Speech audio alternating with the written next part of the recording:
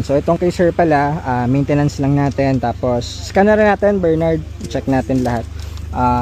Ang concern lang din ni sir yung sa ano niya, akala niya sa cambio, so na-check natin dun sa susian.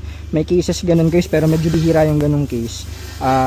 Akala ni sir stock up yung cambio niya, so anong nangyayari daw is akala niya may problem yung ganun sa shifter, pero pan-checking sa immobilizer dito sa susian, kaya minsan ayaw mag-start. So papasusi na lang natin to para one click na lang, hindi na mag-stock ng cambio niya. So yun, checking na rin tayo and change oil, maintenance.